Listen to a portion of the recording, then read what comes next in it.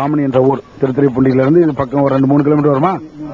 இந்த பாமணி என்ற ஊர்ல நீங்க வந்து ஒரு 10-15 ஆண்டுகளாக ஏகத்துவ சிந்தனையில் இருக்கீங்க, தவிர சிந்தனையில் இருக்கிறீங்க. நாம் பல தடவை கேள்விப்பட்டிருக்கோம். இங்க ஒரு நம்ம ஏகத்துவவாதிகளாக சேர்ந்து ஒரு பள்ளி கட்டப்பட்டிருக்கீங்க. நீங்க தான் இந்த இடத்துக்கு வந்து கொடுத்துருக்கீங்க, சொந்த இடத்த கொடுத்துருக்கீங்க. அல்ஹம்துலில்லாஹ். அது வந்து ரொம்ப அதிகமானவர்களுக்கு வர்றதில்லை. ஒரு சில பேருக்கு அல்லாஹ் தஆலா இப்படிப்பட்ட ஒரு தாராள மனத்தை கொடுக்கும். அல்ஹம்துலில்லாஹ். இந்த இடத்தை வாங்கி அதுக்கு பிறகு பள்ளி கட்டப்பட்டிருக்கு. இதுல நூற்றுக்கணக்கான சிமெண்ட் மூடைகள் நாசமாகி வீணா போனதாக நாங்க கேள்விப்பட்டோம். அல்லாஹ்வுடைய பணம் பைத்துல் மால், பொது சொத்து இப்படி நாசமா போனதாக கேள்விப்பட்டோம். இது விஷயத்தை கொஞ்சம் உங்களுக்கு தெரிஞ்சா விரிவா கொஞ்சம் சொல்லுங்க. அதாவது பள்ளி கட்ட ஸ்டார்ட் பண்ணி அவங்க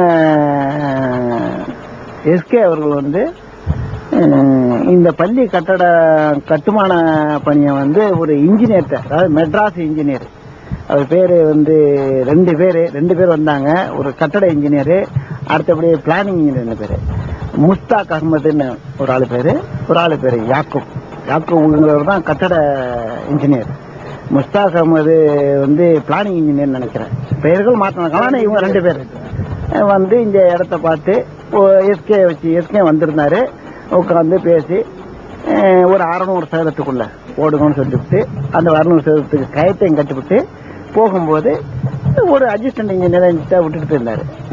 ஒரு டென்ட் ஒன்று போட்டு வைங்க, ஸ்டோரேஜ் ஒன்று போட்டு வைங்க, நான் வந்து சிமெண்ட் மூட்டை அனுப்புறேன் அப்படின்ட்டு. ராசிங்கிற ஆந்திரா சிமெண்ட் ஒரு லோடு ஃபுல்லா வந்துச்சு.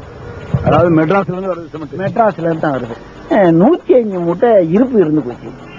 அதாவது தேவையை விட அதிகமாக கொண்டு வந்து இறக்கிட்டாங்க. அந்த பள்ளிக்கு தேவையானதுதான், ஆனா அவங்க தேவையை பூர்த்தி செய்யல, முறையாக பயன்படுத்தல. அது வாழையோட அரைக்குறையால விட்டு போயிட்டாங்க. அந்த ஸ்லாப் போட்டதை விட்டு போயிட்டாங்க. அதுக்கும் பிறகு 130 மூட்டை நாங்க வாங்கியிருக்கோம். ஆனா இதையெல்லாம் முறையா செஞ்சிருந்தாங்கன்னா, திறப்புழா பண்ற அளவுக்கு அந்த பள்ளியை தெளிவுபடுத்திருந்தாங்கன்னா இந்த மூட்டை தேவைதான். அந்த பள்ளிக்கு 260 மூட்டை தேவை. இடையில கவனிப்பாளருக்கு போடப்பட்டது.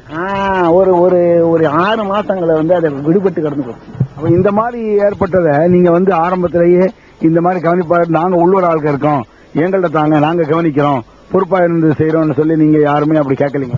இல்ல, நான் கேட்டேங்க. எஸ்கே நான் கேட்டேன். ஹமீது அப்ப இருந்து இருந்தாப்ல. ஹமீதுக்கு தெரியாது, கேட்டது. அப்ப பயணத்துல வந்தாரு. அப்துல் ஹமீது பயணத்துல வந்திருக்கும் போது நான், அப்துல் ஹமீது, ஜமால் 3 பேரும் எஸ்கேக்கு போன் பண்றோம்.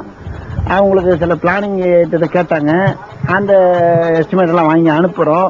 அனுப்பி இருந்தும் சரி உங்கள்கிட்ட தர்றோம், நீங்க பாத்துக்கிட்டு இருங்க பாருங்கன்னு சொல்லும் போது சொன்னாங்க. சொன்ன பிறகு திரும்பி பார்த்தாக்கா அவங்க இன்ஜினியர் அனுப்பி விட்டுருக்காங்க, மெட்ராஸ் இன்ஜினியர். அவர் வேலை பார்க்கறதுனால அதனால அவர்கிட்ட விட்டுட்டோம் பொறுப்பை அப்படின்ட்டாங்க. நாங்களும் சாமி இருந்துட்டோம். ஆனா அவங்க வந்தவங்க எங்களை எதுவும் அணுக மாட்டாங்க. நாங்களாம் அணுகினா கூட இதுல உங்களுக்கு பேச்சு கிடையாது, நீங்க யாரும் பேசக்கூடாது. எங்களுக்கு அந்த இங்க நிர்வாகம் பண்ணக்கூடியவங்க, அந்த இன்ஜினியர் வகையில் அசிஸ்டன்ட் மத்த ஆளு சூப்பர்வைசர் விட்டுருக்காங்கல்ல, அவங்கள்ட்ட போய் எப்ப இப்படி செய்யணும், இது இப்படி செய்யறாங்க, நாளைக்கு நிர்வாகம் இன்னும் ஒரு 6 அடி உயரம் வேணும், ரோட்டை விட ஒரு 3 அடி உயரம் வேணும் அப்படின்னு நான் பல முறை சொல்லியிருக்கேன். சொன்னாலும் அவங்க சொல்லுவாங்க, நீங்க எல்லாம் இங்க கலக்கக்கூடாது, உங்களுக்கு இதுக்கு சம்பந்தமே கிடையாது. நீங்க போனா உங்க தலைவர்கிட்ட போய் கேட்டுங்க. எங்க தலைவர் போட்ட ஆர்டர் நாங்க செஞ்சுட்டு இருக்கோம். எங்க இன்ஜினியர் என்ன சொல்றாரு செஞ்சுட்டு தான் இருப்போம். நீங்க எல்லாம் பேசக்கூடாது ஒன்னும் களமறை சொல்லிருக்காங்க. அதை கூட நாங்க எஸ்கே சொல்லியிருக்கேன். சொல்லி எஸ்கே என்னைக்காவது கூட்டு வந்து காட்டுனீங்களா என்னுடைய நிலவரத்தை? இடையில அவர் வரவே இல்லை. ஆனா உங்களை நம்பாம மெட்ராஸ்ல இருந்து ஆள் கொண்டாந்தாங்க. அதை நான் எஸ்கே சொன்னேன். எப்படி கேட்டீங்க? இந்த ஊரு பள்ளி இடம் நாங்க தர்றோம், எங்க ஊர்ல பள்ளி கட்டுறீங்க, நாங்க நிர்வாகம் பண்ண போறோம். நாளைக்கு இந்த லைட்டு போடுறது நாங்க, கூட்டுறது நாங்க, திறக்கிறது நாங்க, இந்த பள்ளியை பூட்டுறது நாங்க. அப்படிங்கும்போது எங்கள்கிட்ட நீங்க கொடுக்காம நீங்க வெளிநாட்டு ஆள்கிட்ட கொடுத்துருங்க, வெளியூர் ஆள்கிட்ட கொடுத்தீங்க, மெட்ராஸுக்கார்ட்ட கொடுத்தீங்க. நிலைமை என்ன அப்படிங்கும்போது அவர் சொன்னாரு, 2.5 லட்சம் ரூபாய் என்கிட்ட கணக்கு பண்ணி வாங்கிட்டு போயிட்டாங்க பாய், நான் ஏமாந்துட்டேன். ஏன் அவங்க ஏமாத்திட்டாங்க என்ன? அந்த கட்டடம் அவர் வந்து பார்க்கும்போது லாபம் போட்டுருந்துச்சு, நான் கொடுத்தேன். 92,000 ரூபாய் செலவு இன்ஜினியர்ட்ட மாதிரி போட்டாங்க. அவரும் பார்த்து ஒத்துக்கிட்டாரு. அவ்வளவுதானே ஆயிருக்கும், என்ன மேலதானே மூடி இருக்காங்க, வேற ஒண்ணுமே இல்லையே, அதை தான் ஓப்பனா தானே விட்டு போயிருக்காங்க. 4 பக்கம் ஜவர் எடுத்தாங்க, 3 பக்கம் ஜவர், ஒரு பக்கம் ஜவர் கிடையாது. அது ஏன்னா வைக்கிறதுன்னு ஓப்பனா விட்டாங்க. நாங்களா ஜவர் எடுத்தோம். இப்ப அந்த கல்லாயிரம் சிமெண்ட்ல என்ன செஞ்சீங்க? மிச்சத்தை எல்லாத்தையும் உடைச்சி அது கீழே மேல 3 அடி உயரம் துக்கணும்ல, அதுல கொட்டி துத்து உள்ள வெறும் கல்லு மண்ணுகளை போடுறது போல எதுக்கு போட்டீங்க? இது வேற, இது என்ன செய்யறோம், அதான் துத்தாகணும். எப்படியும் அந்த இடத்த துத்தாகணும். துக்குறதுக்கு மண்ணு ஒண்ணா கொட்டணும். அப்படிங்கும்போது கிட்டத்தட்ட 2 அடி 3 அடி துக்குறோம்ல தரையில இருந்து அதை இதையெல்லாம் இருந்துச்சு, இதை போட்டு ஒட்டச்சு அள்ளி போட்டு அது சுத்தம். 105 மூட்டைங்க அப்படியே சுத்தமா அப்படியே கட்டி பிடிச்சி போயிருந்தது. அன்றைய நிலவரத்துல ஒரு மூட்டை என்ன ரேட் இருக்கும்? 155 ரூபா ஒரு மூட்டை. சற்றக்குறைய கிட்டத்தட்ட ஒரு 17,000 நெருங்கணும். 17,000 நாசமா போச்சு. அவ்வளவுதான். அதுல இன்னொரு விஷயம் என்ன தெரிஞ்சீங்கன்னா, இந்த இடத்துக்கு டாக்குல இருந்து பணம் கொடுக்கலாங்க. அது உங்க சொந்த இடம் அது சொல்லிட்டீங்க. ஆனா டாக்குமெண்ட் வந்து டாக்குமெண்ட் பண்ணி கொடுத்துருக்கோம். அப்படி ஒரு இதுவும் செஞ்சீங்க. அதாவது நான் பண்ணி கொடுத்துருக்காரு. ஆனா முழுக்க முழுக்க அது உங்க சொந்த இடம். அந்த இடத்தை இந்த ஊரில் உள்ளவர்கள் பேர்ல கூட இல்ல. அவங்க டாக்கு சொல்லதான் ரெக்கார்டு பண்ணி. சரி, ஆனாலும் அல்லாவுடைய பள்ளி வாங்கிட்ட பிறகு கிட்டத்தட்ட ஒரு 7 மாதம் தான் அவங்க இந்த பள்ளியை கட்ட ஆரம்பிக்கிறாங்க. அதுக்கு முன்னாடி கூட இல்ல, இடத்த காமிச்சுட்டு உடனே நாங்க கொடுத்துல. சொல்ல போனா உங்களுடைய ஜாக்கு செலவழிச்ச பணத்தை விட உங்க பணம் தான் ஜாஸ்தி. உங்க ஊர் ஆளு ஒரு பணம் தான் இருந்தாலும் பரவாயில்ல, அல்லாவுடைய பள்ளி ஆயிட்டு போகுதுன்னு செஞ்சீங்க. அதுல இவ்வளவு அவநம்பிக்கைகள் ஏற்பட்டு வேற யாரையும் நம்பி இதனால் மிகப்பெரிய ஒரு நஷ்டம் ஏற்பட்டு இப்படி பல வகையான ஒரு மோசம் நடந்திருக்குது. உங்களை நம்பாமலும் அதை வந்து கவனிக்காதனால ஏற்பட்ட மிகப்பெரிய நஷ்டம். கண்டிப்பா அல்லாஹ்தான் இப்படி கேள்வி கேட்பான். அல்லாவுடைய சொத்தை பைத்துல் மால கவனிப்பாரட்டு போனதுக்கு என்னென்ன காரணம் என்னன்னு கேட்கும் பொழுது உங்கள்கிட்ட அல்லா கேட்டா நீங்க சொல்லிடுறோம், நாங்க பதில் சொல்லிடுறோம். நம்பலங்கிறது நாங்க தெளிவா சொல்லிடுவீங்க. அதே சமயத்தில் அவங்க வந்து அதற்கு சரியான பதில் அல்லாட்ட சொல்லி ஆகணும், மக்கள் மத்தியிலும் சொல்லி ஆகணும். ஏன்னா மக்களுடைய பணம் தான், எல்லா மக்கள் மூலமாக கிடைச்ச பணம் தான், அதுல இருந்து சந்தேகம் கிடையாது. இதுக்கடையில் அந்த இடத்தினுடைய சொத்து இடம், அந்த இடம் குறிப்பா உங்களை சார்ந்தது. சட்டத்துக்கு அது எவ்வளவு பணம் வரும்? சுமாரா 4 லட்சம் ரூபாய். 4 லட்சம் ரூபாய் வரும். 4 லட்சம் ரூபாய் அல்லாவுக்காக ஒரு ஆள் கொடுக்கும் பொழுது அவற்றை தாராளமா இன்னும் 4 லட்சம் ரூபாய் கொடுக்கலாம். அவர் வேணா அந்த 4 லட்சம் தராம இருந்துருவாரு. இவரு அந்த 4 இடத்தை தராட்டி யாரு கேட்க முடியும்?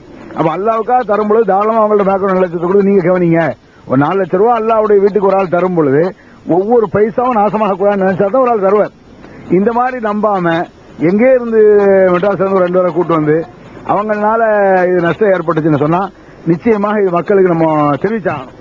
ஏன்னா இந்த மாதிரி மக்கள் திருப்பி பணங்களை கொடுத்து ஏமாந்துடக்கூடாது, அல்ல ஏமாந்துறதோ அல்லது கவனிப்பாட்டு விட்டுறவும் கூடாதுங்கிறது உண்மைதானே. புதுக்காசு அவங்க சொந்தத்துக்கு சிமெண்ட் வாங்கினா அப்படி இருப்பாங்களா அப்படின்னு அழுது சொன்னாரு. அப்ப இவர்கள்ட்ட பள்ளிவாசல் கட்டுற ஒரு அமௌண்ட் வருது இல்லைங்க, அதை என்ன செய்யறதுன்னா உங்களை மாதிரி ஆளை பிடிக்கிறது. அப்பதான் வந்து அவர் சொல்லலாம், நீ கேப்பிய உங்களுக்கு ஒரு பாயுதா அதுல வரும், உங்களுக்கு ஒரு தொகையை சம்பளத்தை தந்துடுறது, உங்களுக்கு ரூபாய் பள்ளியாச கட்டுன்றது, இந்த நீ ஒரு 50,000 வச்சுக்க கணக்கு. அதுக்குதான் நீ கமிட்டி போல பயப்படுற என்ன காரணம்? ஒரு தனி நபரை நீ நம்பக்கூடிய நீ மதுரை கமிட்டி கிடையாது, நாகூர் கமிட்டி கிடையாது, அங்க கமிட்டி கிடையாது, எல்லாம் மாமா மச்சால ஒத்த சிங்கிள் மேன் சொந்தக்காரனா இருப்பான், இல்லாட்டி ஒரு தனி நபரா இருப்பான். இதுதான் அளவுகள். அப்ப நான் கேட்கறது என்னடா, இது ஊழலுக்கு வழிவகுமா வைக்காத, அதான் விஷயம். அதே மாதிரி வந்து ஊழல் பண்ண ஆட்களை எல்லாம் வச்சுட்டாங்கன்னு நான் வந்து வானா வரியா குற்றம் சுமத்துறேன் அப்படிலாம் கிடையாதுன்னு சொல்லி சவால் விடுறாரு. ஏன் அவ்வளவுக்கு போவான? மேல இருந்து வரட்டுமா? மேல வந்து இப்ப துணைத் தலைவர் யாரு ஜாக்குக்கு? மாநிலத்துக்கு மாநில துணைத் தலைவர் வந்து அப்துல் கார் மதனியா அவருக்கு ஏதாவது பொறுப்பு இருக்கு, மாநிலத்தில் பொறுப்பு இருக்கு. அப்துல் கார் மதனிங்கிறவரு காரைக்கால் மதரசாவுல முதல்வரா இருக்கார். ஜாக்கு நடத்தக்கூடிய ஜாமியா புஷ்ராங்கிற மதரசாவில் முதல்வரா இருக்கிறார். மகளிர் கல்லூரியில் முதல்வரா இருக்கிறார். முதல்வர் மாத்திரம் இல்ல, வரவு செலவு கணக்கு எல்லாம் அவருக்கு தான் வருது. ரூபாய்களை கையாளக்கூடிய பொறுப்புல இருக்கிறார். அதுல வயசான மனுஷன், ஒரு பேர் என்னங்க, பாபாசா மறைக்காரு, காரைக்கால அவர் தான் நிர்வாகியா இருக்காரு. அந்த தள்ளாத வயசு மனுஷன் கையும் மெய்யுமா ஊழல் நடக்கிறத கண்டுபிடிக்கிறார், கையும் மெய்யுமா கன்ஃபார்ம் பண்றாரு. அத வந்து மேல வரைக்கும் கொண்டு போறாரு, மூடி மறைக்க பாக்குறாரு. ஆமா, கமாலின் என்று கொண்டு போறாரு. மதனி இனம், அந்த ஒரே இனம், அந்த ஒரு ஜமியத்து தாவா இனம், இதெல்லாம். அப்ப ஜமியத்து தாவத்தில் இஸ்லாமியா இனமா இருக்கிறதுனால அவரை காப்பாத்துறதுக்காக வேண்டி இவர் பொய்யான தகவலை கொடுக்கிறாரு. அது பொய்ன்னு இவர் நிரூபிச்சு மறுபடியும் ஊழல் பண்ணதை வந்து ப்ரூவ் பண்றாரு. இல்ல நீங்க சொன்னபடி இல்ல இப்படித்தான் சொல்லி கொண்டு வர்றாரு. அதுக்கு பிறகும் அவரை கொண்டு எங்க முதல்வரா போடவும் அவரை நிர்வாகியா வைக்க ரூபாயில விளையாண்டுருக்காருங்க. இப்ப போய் கேட்டாலும் பாபாசா மறைக்காரு சொல்லுவார், நாளைக்கும் சொல்லுவார். அதுல எந்த ஒரு டவுட்டும் கிடையாது. அவர் வந்து அவர் நல்ல மனுஷன், இன்னைக்கு நிர்வாகியா இருக்கிறார். இன்னும் விஷயத்தை பண்ண அதிருப்தியாய் வெளியே வந்துடல. இன்னமும் ஜாக்குடைய நிர்வாகத்தின் கீழ் இருக்கக்கூடிய புஷராவுல இன்னைக்கு இந்த பேசிக்கிட்டு இருக்கிற இந்த தேதி வரைக்கும், அதாவது ஒரு ஆளுடைய தனிப்பட்ட குறைகளா இருந்தா அதை நம்ம கேட்க விரும்பல, அது நம்ம தேவையற்றதுன்னு வைங்களேன். அதே சமயத்தில் அந்த தவறு புஷ்ராவினுடைய அல்லது தௌஹீத் ஜமாத்தினுடைய நம்ம சம்பந்தப்பட்ட தவாவினுடைய பணத்தினால் ஏற்பட பண மோசடியா இருந்தா நீங்க இதை மறைக்கிறது நல்லதில்லை நான் நினைக்கிறேன். தனிப்பட்ட குறை பண மோசடி தான். இப்ப நான் சொன்னது எப்படின்னா, ஒரு மனிதனுடைய வாழ்க்கை பாதிக்க கூடாதுங்கிற ஒரு அல்லாவுடைய அச்சத்துல நான் சொன்னேன், வேற ஒண்ணும் இல்ல. நீங்க இப்படி சொல்றதுனால நான் அதை சொல்லிடுறேன். ஏன்னா அல்லாவுக்காக வேண்டி சொல்றேன், அல்லாஹ் பேர்ல சத்தியம் பண்ணி சொல்றேன். உண்மை ஹக்கா நடந்த விஷயம் இது. நான் இட்டு கட்டிய ஒரு உண்மை கூட நான் சொல்லல. ஆக எப்படின்னா, நான் ஃபாரூக் பாய் ஒரு டிடிய கொண்டு வர்றார். ஃபாரூக் ஜாமியா மிஸ்ரா பார்டன் ஃபாரூக் பாய் என்கிட்ட ஒரு டிடி கொண்டு வந்து, இந்த மாதிரி அப்துல் கலாம் முதல்வர் இந்த டிடி மாணவியிட பணமா ஒரு 12,000 ரூபாய் நெருக்கமா உள்ளது. அந்த டிடியை கொண்டு வந்து மாணவியிட பணம் பாசனமா இந்த அப்துல் கலாம் சொல்றாரு, நீங்க எடுத்து அப்துல் கலாம் கொடுத்துட சொல்றாரு சொன்னாரு. அப்ப நான் சொன்னேன், இந்த டிடி வந்திருக்கும் போது தபாலம் வந்திருக்கும். எதுக்கு அனுப்புனது? தபாலம் அட்டாச் பண்ணி வந்திருக்கோம். இந்த தபாலை எடுத்துட்டு வாங்க, நான் மாத்தி அப்துல் கலாம் கையில கொடுத்துருவோம் அப்படின்னு சொன்னேன். அப்ப அவரை போய் அவர்கிட்ட கேட்டாராம். கேட்டு திரும்ப என்று சொல்றாரு அந்த பார்டன், இந்த மாதிரி அது தபாலை கிழிச்சு போட்டேன். அப்துல் கலாம் சொல்றாரு, முதல்வர் சொல்றாரு பாசனா. அப்பனா எப்படிங்க நான் மாற்றி கொடுக்க முடியும்? அது யார பண்ணு தெரிஞ்சுட்டு தான் நான் கொடுப்பேன் அப்படின்னு நான் சொன்னேன். அது திரும்ப திரும்ப அவர் அப்துல் கலாம் என்னையா நான் பாசம் எங்க மேல நம்பிக்கை இல்லையா, நீங்க என்ன மாத்தி கொடுங்க, நீங்க அதை சரி ஆரம்பிச்சா நான் தர்றேன் நான் சொன்னேன். இப்படியே வளர்த்திக்கிட்ட விட்டேன். நான் மாத்தி கடைசி வரைக்கும் கொடுக்கல. அது என் மனசுல கட்ட நிதியா இருக்கு ஒரு மனசுல பதிஞ்சு எனக்கு சந்தேகமா யார பண்ணுன்னு தெரியல. ஆனா கட்ட நிதியா இருக்குங்கிற ஒரு நம்பிக்கை ஏன்னா லெட்டர் இல்லாத காரணத்தினால, லெட்டர் கொடுக்காத காரணத்தினால அது கட்ட நிதியா தான் இருக்கும் என் மனசுல பதிஞ்சு கடைசி வரைக்கும் எடுத்து கொடுக்கல. அதுக்கு முன்னாடி ஒரு கமிட்டி போட்டாரு. எஸ்கே ஒரு கமிட்டி போட்டாங்க. ஆமா வந்திருக்காரு. பேசிட்டு இருக்க உஸ்மான் கான், ரஃபீக் அஹமது, SMS, ராம்துல்லா சேட்டு, ஆமா கமாலுதீன், எல்லாருமே இருக்காங்க. அமீர்னா எல்லாருமே வந்திருக்காங்க. அப்ப எல்லாம் கமிட்டியில எல்லாம் பேசி முடிஞ்சது. லாஸ்ட்ல நான் சொன்னேன், இந்த மாதிரி ஒரு 12,000 ரூபாய் நெருக்கமா மாணவி பண்ணுன்னு சொல்லி ஒரு டிடி என்கிட்ட ஃபாரூக் பாய் வார்டன் மூலியமா என்கிட்ட கொடுத்து மாத்தி கேட்டாங்க. ஆலிம்ஷா அப்துல் காதர் மதுரை ஆலிம்ஷா கேட்டாங்க. நான் சொன்னேன், அது ஒரு தபாலம் வந்திருக்கும், அது காட்டுங்கன்றது கிழிச்சு போட்டேன்னு சொல்றாங்க சொன்னாங்க. அமித்ஷா சொல்றாங்க, ஆமாங்க கிழிச்சு போட்டா என்னங்க? யார்? எஸ்கே அமீர் சாப் எப்படியா கிழிச்சு போனா கிழிச்சு போட்டா என்னங்க? அந்த காப்பி என்கிட்ட இருக்குங்க, இந்த வேகமா என்னை அதட்டி சொன்னாங்க. அப்ப நான் சொன்னேன், என்ன அமீர் சார் ஒரு நிர்வாகத்துக்குள்ளதாச்ச அது எப்படி கிழிச்சு போடுறது? கிழிச்சு போட்டாங்க. இந்த காப்பி இருக்கு, அவனா கொடுங்க, காப்பி கொடுங்க, காட்டுங்கப்பா, இங்க எடுத்துட்டா வரவங்க உங்ககிட்ட வேகமா என்னைய ரொம்ப அவமானப்படுத்துற மாதிரி, அலட்சியமா ரொம்ப அவமானப்படுத்துற மாதிரி என்னைய ஒரு இதா ஒரு அடிமை கணக்கா என்னை அதட்டி, ஆமா அதட்டினாங்க. நான் என்ன வயசு, அவங்களுக்கு என்ன வயசு, அப்போ அதட்டினாங்க. இந்த நிர்வாகம் வீணா போயிடக்கூடாதுங்கிற ஒரு எண்ணத்திலேயே என்ன மன வேதனைப்பட்டு நொந்து போய் நான் சொல்றேன். நான் அவ்வளவு கஷ்டப்பட்டுட்டேன், அவ்வளவு கஷ்டப்பட்டுட்டேன். என்ன நொந்து போய் நான் சொன்னேன். யாருமே அதுக்கு எதுவும் கொடுக்கல, பதில் கொடுக்கல. அதுக்கு முன்னாடி அல்லாவுடைய கிருபை அவங்களா ஒரு மாசம் 2 மாசம் இருந்து லெட்டர் எடுத்து அப்துல் கலாம் என்று காட்டுறாரு. அதை காட்டும்போது கட்ட நிதி அந்த எழுதிருக்கு. ஆமா கட்ட நிதி கரெக்டா கட்ட நிதிக்கு அதுல எழுதிருக்கேன், வர வச்சிருக்கேன். கட்ட நிதி கணக்குல வர வச்சிருக்கேன். ஆமா இது ஃபாரூக் பாய்க்கு தெரியும், இது நல்லா ஃபாரூக் பாய்க்கு தெரியும். இந்த விஷயம் நான் சொல்றது ஃபாரூக் பாய்க்கு நீங்க நல்லா கேட்கலாம். அது ஒண்ணு. குர்பானி இது ஹக்கீக்கா பணம் ஜப்பாருக்கு தெரியும். ஹக்கீக்கா பணம் எஸ்கே அனுப்புறாரு. இந்த மாதிரி அரபி கொடுத்த பணம் ஹக்கீக்கா பணம். இந்த பிள்ளைகளுக்கு ஆடு அறுத்து இறைச்சி ஆக்கி கொடுங்க. அந்த 3000 ரூபாய், அந்த 3000 ரூபாய் கொடுக்கல, கடைசி வரைக்கும் கொடுக்கல. அப்துல் கலாம் கேட்க. ஆமா ஆமா சொல்லியிருக்கேன், கமால் மகன் சொல்லியிருக்கேன். இது ஃபாரூக் பாய்க்கு தெரியும், நல்லா தெரியும். ஃபாரூக் பாய் கேட்கணும். முறையோட நிர்வாகம் நடக்காதனால அவங்க வசதிக்கு பில்லு கட்டா இப்ப 1ல இருந்து ஒரு 10 கட்டை அடிச்சு வச்சிருக்கோம். வருஷ வாரியா தான் போட்டு பில்லு கட்ட கொடுக்குறவங்க போது அந்த பில்லு கட்டைக்கு முறையோட நம்பரை குறிச்சுக்கிட்டு நம்மளோட கையில் வாங்கி தான் கொடுப்போம். 1ஆம் நம்பர் போனுச்சுன்னா அடுத்து 2ஆம் நம்பர் தான் போகணும். இப்ப 1ஆம் நம்பர் புக்கு வெளியாயிடுச்சு. அடுத்து பாத்தீங்கன்னா 5ஆம் நம்பர் புக்கு தான் இருக்குது. இடையில உள்ள 3 நாளையும் காணும். புக்கே காணும். புக்கே இல்ல, பில்லு புக்கே இல்ல. புக்குனா அது எவ்வளவு என்ன ஒண்ணுமே தெரியும். நமக்கு தெரியும். ஒரு ரசீது புக்ல ஒரு சில பேப்பர் போனாலே பெரிய சந்தேகத்துக்குள்ளது அது. ஒரு ரசீது புக்கே 1-2 இடையில காணா போச்சுங்கிறீங்க, நிறைய காணா போச்சுங்கிறீங்க. அப்ப இது மாதிரி ரசீது புக்கே இல்லாம கிடக்க இது எத்தனை லட்சம் ரூபாய் என்ன ஆச்சுன்னு சொல்லி ஒரு கேள்வியை கமாலுதீன் மதீனும் உஸ்மான் கானும் அங்க இருந்து வரக்கூடிய ரஃபீக் அஹ்மத் வந்திருக்காரா? நிச்சயம் வந்தாங்க. அதை நம்ம சொன்னாலும் அவங்க அதை பெருசுப்படுத்தல, கண்டுகொள்ளவில்லை. கண்டுகிட்டாலும் அதை பத்தி அவங்க கேட்கறது இல்ல. கேட்டா யாராவது மாட்டிக்கிடுவாங்க, யாரையும் தப்பிக்க வைப்பதற்காக செய்யப்பட்டதா இருக்கலாம். அப்படி யாரை சந்தேகப்படுறீங்க? நான் சந்தேகப்படுற மாதிரி நான் யாரையும் குறிப்பிட்டு நான் சொல்ல தயாரா இல்ல. ஆனா பொதுவா யாரையாச்சும் அவங்க காப்பாத்தணுங்கிற ஒரு நோக்கத்துல அந்த மாதிரி மறைச்சியும் இருக்கலாம். அப்ப அந்த பணத்தை செலவழிக்கிற வைக்கிற போறதெல்லாம் யார் அந்த நேரத்தில்?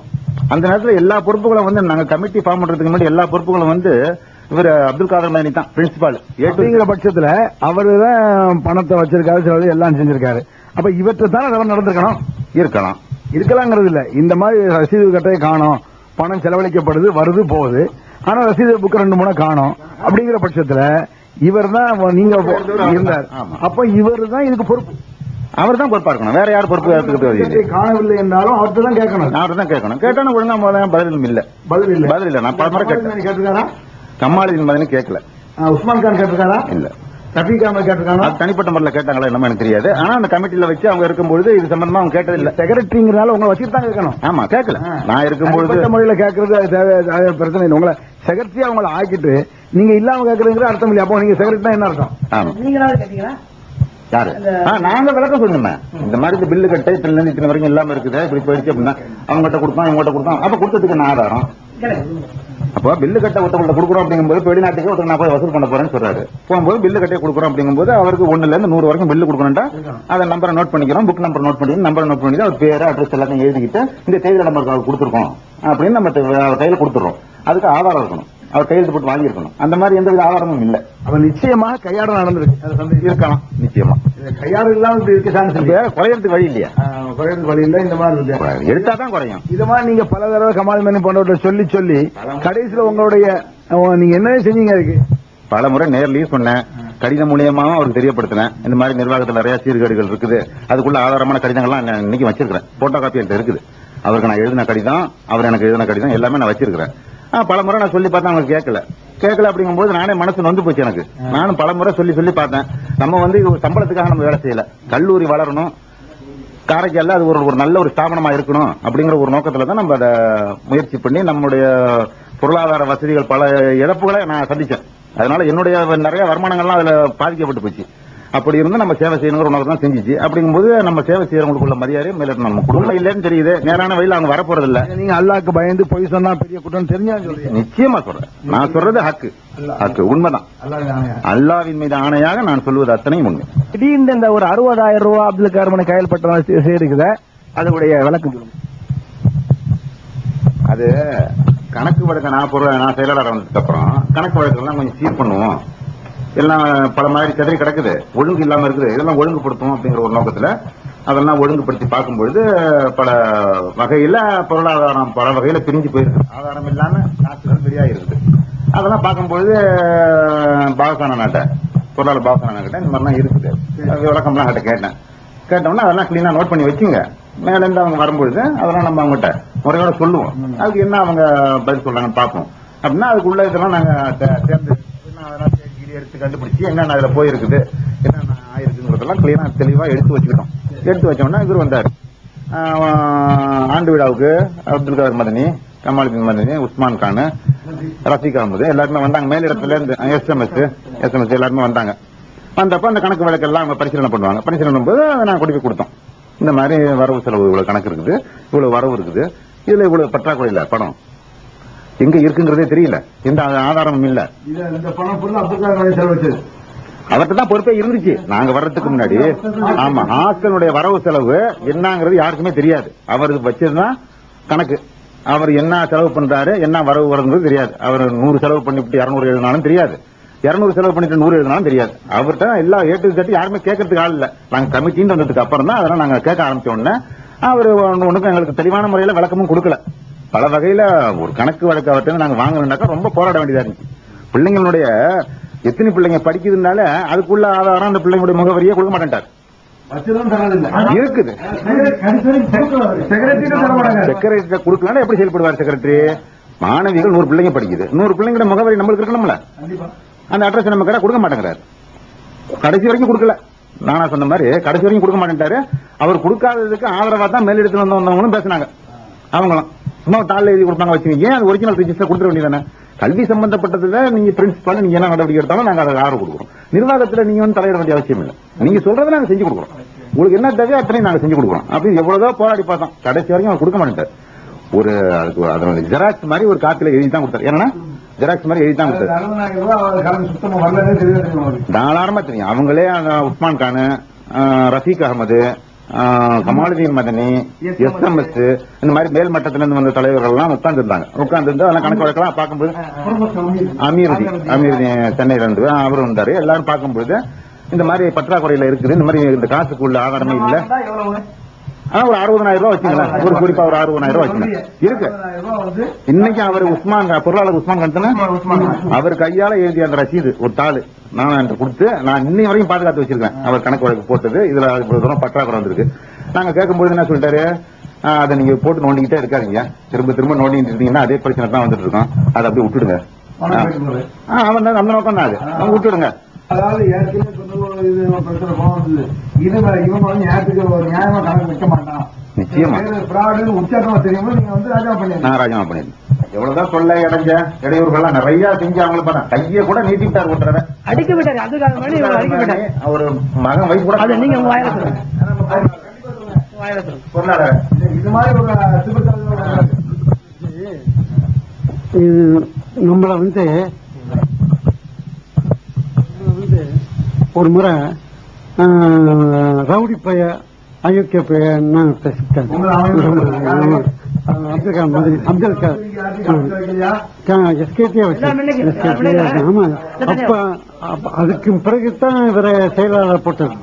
குறிப்பா லாஸ்டா ஒரு வார்த்தை என்ன சொல்லணும்னா, அல்லா இந்த லானத்தல்லாஹி அவள் காலிபீன், எவன் பொய்யனாக இருக்கிறானோ அவன் மீது அல்லாவுடைய சாபம் உண்டாகட்டும் அல்லாஹ் சொல்றான்.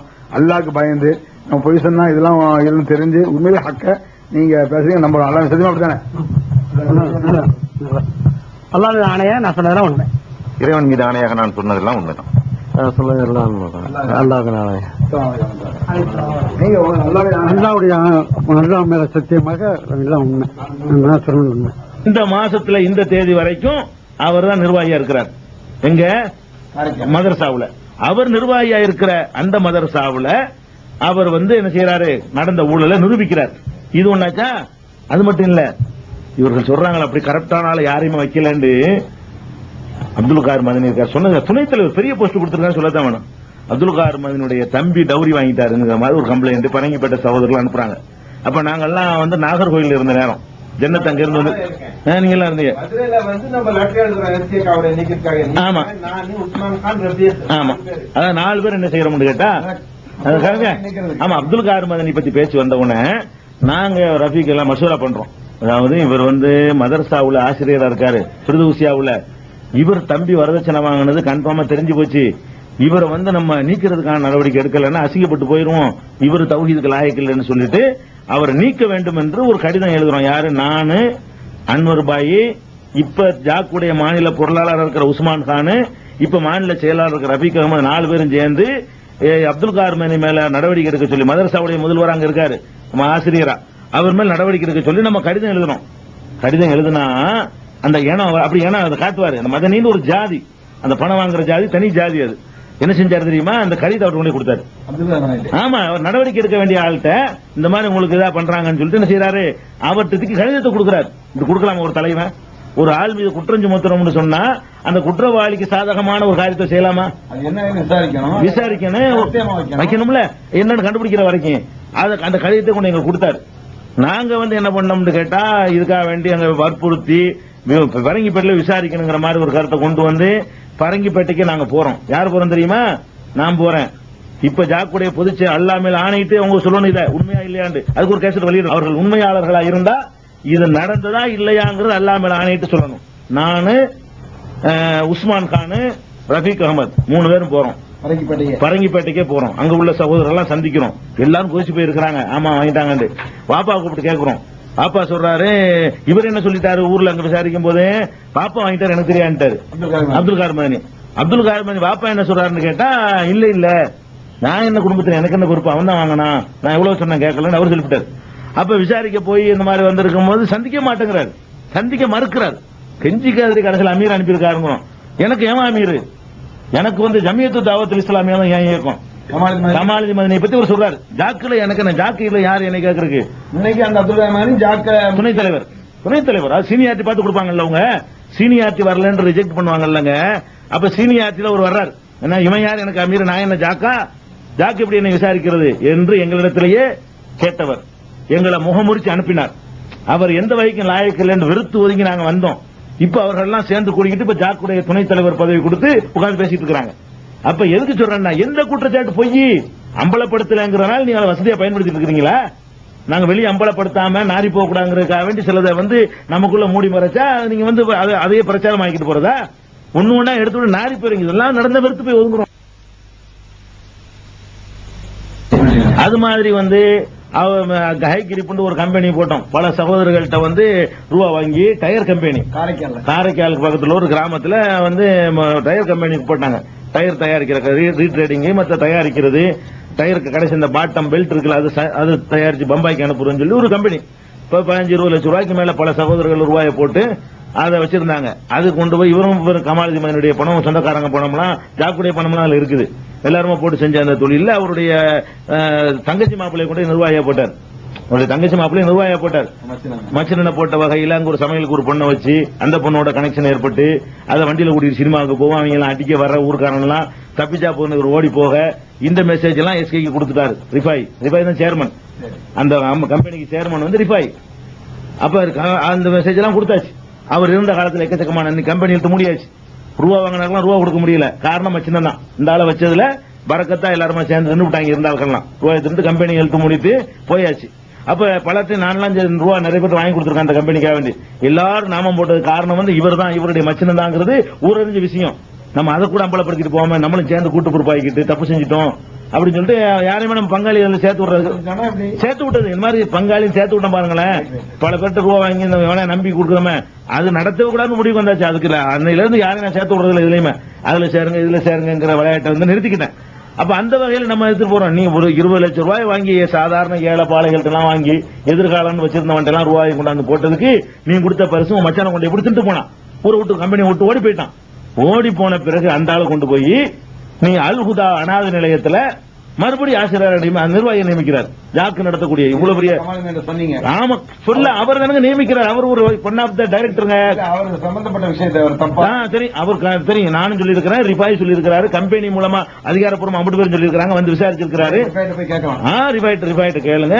கமாலுதீனுடைய மச்சன் இருக்காருல்ல அவர் காரைக்கால் பக்கத்துல ஏதோ ஒரு ஊர்ல ஒரு வேலையில இருந்ததா வரிசைக்குடியில டயர் கம்பெனில அவர் பொறுப்புல இருந்ததாகவும் அப்படி இருக்கும் பொழுது அடுத்து அவருடைய மனைவி தவறான உறவுல அவர் கூட அலைகிறது அவங்க பைக் பின்னால வச்சுட்டு சினிமா பழுது வைக்கிறது என்று சொல்லி ஒரு குற்றச்சாட்டு கேள்விப்பட்டோம். நீங்க இருக்கும் பொழுதுதானே அந்த ஒரிச்சூர் மக்களுக்கு அது தெரிஞ்சு அவர் அடிக்க போனதாகலாம் கேள்விப்பட்டோம். இது உண்மைதானா? முழுக்க உண்மைதான். அதை கொஞ்சம் விரிவா சொன்னா நல்லா இருக்கும். இந்த டயர் கம்பெனில வேலை செய்யறவங்களுக்கு சமைக்கிறதுக்காண்டி வந்த பொண்ணு அது அந்த ஏரியா வரிச்சக்கூடிய ஏரியாவை சேர்ந்த ஒரு பெண்ணு. இவரு கொஞ்ச நாட்கள்ல வேலைக்கு வந்த கொஞ்ச நாட்களே அந்த பெண்ணுக்கு தனி சலுகை கொடுத்து தனியாக கூட்டு போகக்கூடிய நிலைமையெல்லாம் உருவாச்சு. அதன் காரணமாக கம்பெனியில இருந்து வரம்பு மீறி பணத்தை எடுத்து ஊழல் பண்ண அளவுக்கு கணக்கு வழக்குகள்ல பிரச்சனை எல்லாம் ஏற்பட்டது. அதோடு மட்டும் இல்லாம அந்த பெண்ணோட இப்படி போயிட்டு இருக்கக்கூடிய சமயத்துல ஊர்க்காரங்கள்ட்ட மாட்டி அடிதடி எல்லாம் நடந்திருக்குது. அது இப்படிலாம் நீங்க நடந்திருக்கீங்களா சரிதானு சொல்லி நானே கூட அந்த கமாலுதீன் அவர்களுடைய மஜ்னட்ட நேரடியாக கேட்டிருக்கிறேன். ஏன்னா எனக்கும் அந்த பொறுப்பு இருந்தது, கேட்டிருக்கிறோம். இதுக்கு சாட்சியாக நான் மட்டும் இல்லை, டயர் கம்பெனியுடைய ஷேர் ஹோல்டரான பாவசா முறைக்காரன் காரைக்காலை சேர்ந்தவர், அவருக்கு தெரியும். அதே மாதிரி இசாஹக் மரைக்காரன் இருக்கிறாரு, அவங்களுக்கு தெரியும். இப்படி காரைக்காலில் இருக்கக்கூடிய அனைத்து ஷேர் ஹோல்டர்களுக்கு அந்த கம்பெனியுடைய பங்குதார எல்லாருக்குமே தெரியும். இந்த நிலையில அவரு ரொம்ப அது நாங்கள் கண்டிச்ச பிறகும் கூட இதே தொடர்புடையவராக இருக்கும் பொழுதுதான் எஸ்கே கமாலுதீன் மதனி வந்து அவங்கள டிரான்ஸ்பர் பண்ணாங்க. நடவடிக்கை எடுக்கல, இங்கிருந்து டிரான்ஸ்பர் பண்ணி திருச்சி அனாதைகள் அல்ஹுதா அனாதைகள் இல்லத்துல போய் கொண்டு போய் பொறுப்புல விட்டாங்க. ஜாக்குடைய பொறுப்புல நடக்கக்கூடிய அனாதைகள் இல்லத்துல கொண்டு போய் சேர்த்தாங்க. அவ்வளவு பெரிய தப்பு பண்ணாலும் தெரிஞ்சவன அவரை கொண்டு போய் அங்க கொண்டு போட்டியில என்ன நியாயம்? அல்ஹுதாவுல நீங்க என்ன அளவுகள் வச்சுக்கிறீங்க? நீங்க குடும்பம் நடத்துறீங்களா, இயக்கம் நடத்துறீங்களா? கேட்டா பொண்டாட்ட கணக்கு இருக்குங்கிறீங்க. தம்பியை கொண்டு நாகூர்ல போட்டுட்டு தம்பியை போடுற தப்பாங்கிறீங்க. ஏன் அந்த நாகூர்ல ஒருத்தன் தௌஹீத்வாதி இல்லங்கிறீங்க? தௌஹீத்வாதி இல்லாம மாநாடு நடத்துனீங்களா? நாகூர்ல உள்ள அடி வாங்குற அளவுக்கு எந்த ஊர்ல அடி வாங்கினா? நாகூர்ல உள்ள தியாகம் பண்ற அளவுக்கு எந்த ஊர்ல அந்த தர்காக்கு முன்னாடி இருந்துகிட்டு நாங்கெல்லாம் எத்தனை கூட்டத்தில் கலந்துருக்கோம், எங்களை காப்பாத்துறதுக்கு அவன் அடி வாங்கினான், எங்க மீது அடி உழவு கூடாதுங்கிறதுக்காக வேண்டி அப்படிப்பட்ட சகோதரன் எல்லாம் இருக்கும்போது அவன் விட்டுவிட்டு போய் என்ன செய்யறது? அங்க போய் பேட்டி கேட்கறது. கமாலுதீன் மதனி தம்பியை நீங்களா, அவரே பேட்டி கேட்கிறாரு, கமாலுதீன் மதனி தம்பியை நீங்களா கூப்பிட்டீங்கன்னு. அவன் வயலும் வாழ்வு மாதிரி, அது வயலும் வாழ்வுல கேட்பான் கேள்வி. நீங்க ஆடு வளர்த்தால் லாபம் என்று சொல்கிறீர்கள் கேட்பாங்க. ஆமாம் ஆமான்னு சொன்ன சொல்லணும். அப்ப ஆடுகளுக்கு நோய்கள் எல்லாம் வராது என்று சொல்கிறீர்கள். ஆமா வராது. வரும் என்று சொல்கிறேன். ஆமாமா அதுங்க எல்லாம் அந்த மாதிரி 2 பேரை உட்கார வச்சுக்கிட்டு அப்ப நீங்க தான் கேட்டீர்கள், இங்கே குழப்பமெல்லாம் இருந்தது, அதனால் நீங்கள் தான் எங்களுக்கு கோரிக்கை வைத்தீர்கள், அதனால் நாங்க தான் ஆமா ஆமா இப்படி 4 பேரை உட்கார வச்சுக்கிட்டு அப்ப இந்த நாகூர் வாசிகள் தான் கேட்டுக்கிட்டாங்க, இந்த பிரச்சனையா இருக்கனால நீங்களே உங்களுக்கு நம்பிக்கையான ஒரு ஆளை நீங்களே கொண்டு வந்து வச்சு அது வேலைகளை எங்களோட கவனிக்கும் சொல்லி நீங்க சொன்னதுனாலதான் அவர் கொண்டு வந்தாரு. அப்படிதானே? அப்ப அந்த கமாலுதீன் மதனியுடைய தம்பி இங்க வேலை செய்யும் போது அவர் எல்லா வகையிலும் உங்களுக்கு ஒத்துழைப்பு கொடுத்தாரலாம்? தாராளமா ஒத்துழைத்தார். எல்லா வகையிலும் ஒத்துழைத்தார். என்ன இல்லாம ஒரு காரியம் செய்ய மாட்டாரு, அவர் இல்லாம நான் ஒரு காரியத்தை செய்ய விட மாட்டேன். அதாவது பள்ளிவாசல் கட்டி முடிக்கப்பட்டதுக்குள்ளான கணக்கு வரும் பொழுது அதுக்கு ஒரு ஆளை வச்சதும் போனது அந்த கணக்குல உள்ளதான். எஸ்கேயே வந்து சம்பளம் கொடுத்தோங்கிறாரு, தனிப்பட்டது கிடையாது. பள்ளிவாசல் காசு இல்லையே சம்பளம் கொடுத்தோன்னு சொல்றாரு. உங்களுடைய பேட்டிகள்ல இருக்கு. அப்படி சம்பளம் கொடுத்து இருக்கும் பொழுது அந்த கணக்கு எப்படி உங்களுக்கு தெரியாம இருந்துச்சு அப்படின்னு சொன்னா நிர்வாகி வேலை விஷயங்களுக்கு தான் பொறுப்பு, பொருளும் கணக்கும் அவருடைய பொறுப்பு. இல்ல இந்த பள்ளி சம்பந்தப்பட்டு எதை செய்வதாக இருந்தாலும் எனக்கு தெரியாம அவர் சொல்ல மாட்டேன் நீங்க சொன்னீங்க. ஆமா சொல்ல மாட்டேன்னு சொன்னா வேலை விஷயத்துல எது இருந்தாலும் என்ன நான் இருந்துதான் வாங்கி கொடுத்து தான் அவர் செய்வாரு. கணக்கு வழக்கு உங்கள்ட்ட சொல்லல? ஆமா கணக்கு வழக்கெல்லாம் அவர் வச்சுக்குவாரு. அது நீங்க பார்த்தது இல்ல? பார்த்தது இல்ல, நமக்கு தெரியாது. தெரியாது. அதாவது எஸ்கே தாண்டி அபுல் கலாம் தான் கணக்கு வழக்கு வச்சு கணக்கு வழக்கும் பொருளும் வச்சுக்குவாரு. பொருளுக்கு வேலை நடக்குதா நீங்க பாப்பீங்க. ஆமா வேலை நடக்கிறதுக்கு உள்ள யுத்தி புத்தி செய்கை சொல்றது நான் எப்படி கட்டுமாங்க, யாரும் ஆளை கூப்பிடுறது எப்படி என்ன ஏதுங்க போக்குவரத்து எல்லாம் நம்ம தான் செய்யறது. பொருள் கொடுப்பாரு. கணக்கு வழக்கு உங்களுக்கு தெரியாது. அதுக்காக தான் கேட்டேன் உங்களுக்கு. ஏன்னா நீங்க எல்லாம் பழைய ஆளு, அதுக்காக உங்களுக்கு பழைய லிஸ்ட் வேணுங்கிறது கேட்டது. துவா செய்யுங்க, எது உண்மையோ அது வெளியே வரட்டும்.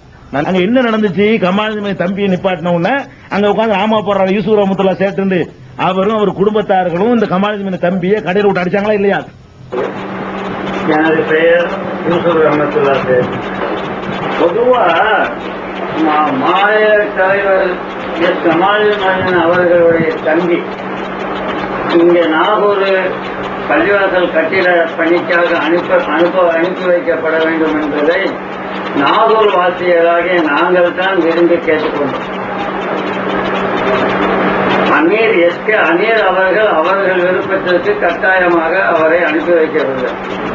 நாகூர் தவீதவாதிகளுடைய வேண்டுகோளை ஏற்றுதான் அவர்கள் தனது தம்பி அபுல் கலாம் அவர்களை அனுப்பி வைத்தார்கள்.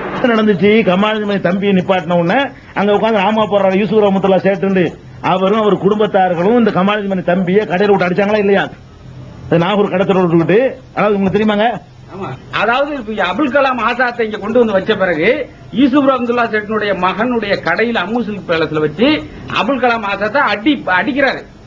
அந்த அளவுக்கு இன்னும் சொல்ல போனா கமாலுதீன் மதனி இப்ப சொன்ன வார்த்தை, இந்த கமாலுதீன் மதனி எவன் யூசுப் ரஹ்மத்துல்லாஹ் சேட்ட மகன் சொன்ன வார்த்தை. இவன் யார் இந்த கமாலுதீன் மதனி? இவனுக்கு என்ன அங்க வந்திருக்கு? இவன் அப்பா வீட்டு காசை போட்டா பள்ளிவாச கட்டுறான். இப்படி எல்லாம் பேசினவங்க. ஆமா அதே ராமத்துல்லா சேட்டு தான் இப்ப காட்டுற போறாரு. நம்மளே கணக்கான ரூபாய் வழக்கு நிதி அது இது பாரு பல வாங்கி கொடுத்துருக்கோம். தாமுக வேணாம் பாரு பெருமையில அந்த ரூபாய் கொடுத்து அங்க பேசுவாரு. அவன் பார பத்தி பேச வேணாம். ஆமா அவர் கணக்கு எடுத்து வேணாம். இதுக்கு முன்னால் நீங்க என்ன சொல்லிக்கிறீங்கன்னு சொன்னா பள்ளிவாசல் கட்டுமான விஷயத்துல எங்களுக்குள்ள கசமுசா ஏற்பட்டுச்சு. அதனால நாங்க தான் எஸ்கேட்ட போய் உங்களுடைய தம்பி அபுல் கலாமை அனுப்பி வைங்க அப்படின்னு கேட்டுக்கிட்டோம். இந்த அடிப்படையில் தான் எஸ்கேயும் தன்னுடைய தம்பி அபுல் கலாம் அனுப்பி வச்சாரு அப்படின்னு நீங்க சொல்றீங்க. அதாவது சேட் சாப் இந்த வார்த்தை வந்து சேட் சாப்புடைய வார்த்தை ரிக்கார்ட் இருக்கு. ஆமா, சரியா? இப்ப நீங்க சொல்றீங்க நாங்க எஸ்கேவே கூப்பிட்டோம், அவர் வந்து தன்னுடைய தம்பி அனுப்பி வச்சாரு. என்ன அபுல் கலாம் தெரியுங்கிறீங்க. என்ன உங்களுடைய கேளுங்க, உங்களுடைய அந்த பேச்சுல எப்படி தெரியுன்னு சொன்னா என்னமோ உங்களுக்கு அபுல் கலாம் வந்து ஒரு 30-40 வருஷத்துக்கு முந்தி தெரிஞ்ச மாதிரி, அபுல் கலாம கூப்பிடுற மாதிரி உங்களுடைய பேச்சு தோற தெரியுது. அபுல் கலாம் உங்களுக்கு இப்ப தெரியுமா, முந்தைய தெரியுமா? அபுல் கலாம வந்து அவர் நாகூருக்கு வந்த பிறகுதான் எனக்கு தெரியும். நான் முந்தின பேச்சில் அப்படி நான் சொன்னாங்கிறது எனக்கு ஞாபகம் கிடையாது. எனக்கு ஞாபகம் இல்லை. அப்படி அதை நான் சொல்லியிருந்தேன். எப்படி சொல்லியிருக்கேன் அதெல்லாம்? பொதுவா மாநில தலைவர் எஸ் கமாலுதீன் அவர்களுடைய தம்பி இங்க நாகூர் பள்ளிவாசல் கட்டிட பணிக்காக அனுப்பி வைக்கப்பட வேண்டும் என்பதை நாகூர் வாசியராகிய நாங்கள் தான் விரும்பி கேட்டுக்கொண்டோம். அமீர் எஸ்கே அமீர் அவர்கள் விருப்பத்திற்கு கட்டாயமாக அவரை அனுப்பி வைக்கவில்லை. நாகூர் தகுதிவாதிகளுடைய வேண்டுகோளை ஏற்றுதான் அவர்கள் வந்து தனது தம்பி அபுல் கலாம் அவர்களை அனுப்பி வைத்தார்கள். அதாவது இப்ப எதுக்காக வந்தோம்னு சொன்னா, நம்முடைய இது நாகூருடைய தௌஹீத் வளர்ச்சி இருக்குல்ல, ஏகத்துவ பிரச்சாரம் ஆரம்ப காலகட்டங்கள்ல நீங்கெல்லாம் இதனுடைய நாங்கெல்லாம் இந்த ஊருக்கு வர முந்தைய நீங்க வந்து இந்த இதுல ரொம்ப மும்முரமா இருந்தீங்க, எங்களுக்கு ரொம்ப ஆதரவு தந்தீங்க. அதாவது கேட்க நாதி இல்லாத நேரத்துல ஆதரவு வந்து அடைக்க இந்த வீட்டுல உட்காந்து நாங்க நினைச்சிருக்கோம், தங்கிட்டு இங்க இருந்து பிரச்சாரத்துக்கு பல இடத்துக்கு போயிருக்கோம். இங்க தௌஹீத் முதல்ல எப்படி நுழைஞ்சது, யார் மூலமா நீங்க தௌஹீதை விளங்குனீங்க, எப்படி சூழ்நிலைகள் நடந்ததுங்கிறத பத்தி நீங்க கூட பள்ளிவாசலுக்கெல்லாம் பணம் கொடுத்திருக்கீங்க. நாகூர் பள்ளிவாசலுக்காக உங்களுடைய சொந்த பணத்தை இணைஞ்சிருக்கீங்க, கொடுத்திருக்கீங்க. இந்த மாதிரி விஷயங்களை பத்தி எப்படி வளர்ந்ததுங்கிற பத்தி ஆரம்பத்தில் பிஜி இங்க வந்ததுல இருந்து எல்லா முறையும் நீங்க கொஞ்சம் நினைச்சீங்க சொல்லுங்க. அஸ்ஸலாமு அலைக்கும். பிஜே வந்து என் மகனுக்கு கூட்டாளி ஒஸ்தாது, என் மகனுக்கு மாலிமாருக்கு ஒஸ்தாது. அப்படி சொல்ல பிஜே வந்து மாலிமார் தான் கூட்டிட்டு வந்தான். ஆரம்பம் பிஜே விட்டு இத்தனை ஊர்லயும் கலையெல்லாம் புறப்பிடிச்சு. நாகூர்ல தான் ஆரம்பம் வந்து இந்த நாகூர்ல தான் இந்த தௌஹீது ஒன்னும் கிடையாது. பள்ளி கட்டினோனையில ஜாக்கு வந்தது, அதுக்கு மீதெல்லாம் ஏறி ஜாக்கு ஆரம்பத்தில் ஆமா தலைவராக பிஜே இருந்தாரு. ஆமா ஆமா அதுக்கு போய் தலைவர் நீங்க வந்து பள்ளிக்கு அந்த ஊடு வந்து கேட்டீங்கன்னாக்கா அந்த ஊடு அந்த இடத்துல வந்து எல்லாரும் வர்றதெல்லாம் வந்து மௌத்தா போயிடுறாங்க. ஆம்பளை இருக்கும் அந்த இடத்துல வேங்க மாட்டேன்னு சும்மா கிடந்துச்சு. அதுக்கு பிற்பாடு வந்து மாலிமார் தான் அதை வேங்கணும்னு நின்ற உடனே நானும் வந்து வேங்கிறதுக்கு நல்லது அதெல்லாம் சொல்லி காட்டினோடனே கேட்டுக்கிட்டேன். அதுக்கு பிற்பாடு எல்லாரும் வந்து ஜனங்கள் ஒரு கலைச்சா கொஞ்சம் மனசுக்கு பேஜாரா போய் இந்த ஆம்பளை தலைவர் இருந்தாக்கா நம்ம மாப்பிள்ளை தானே, இதெல்லாம் நம்ம சதியில வாழறதுக்கு அவன் சொன்னா அல்லா மௌத்தா போட்டும் நான் மௌத்தா பார்த்து பாக்கலாம். யார் மௌத்தா அல்லா மௌத்தா போட நான் மௌத்தா போடுறேன் நீ வானா மனுஷன். அதுக்கப்புறம் மாத்திக்கு விபரத்தையெல்லாம் சொன்னோன்னே ஊண்டு ஒப்புக்கொண்டு அந்த மனுஷன் ரொம்ப அலைஞ்சு பின்னால அதுக்கு வாக்கு கொடுத்து அந்த இடத்த எங்கேயாச்சு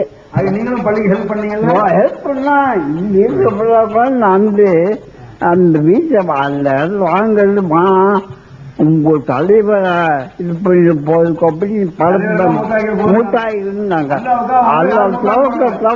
அல்ல அண்ணா ஆகிக்கலாம். அப்ப ஒண்ணுமே நம்ம ஒரு அட்வான்ஸ்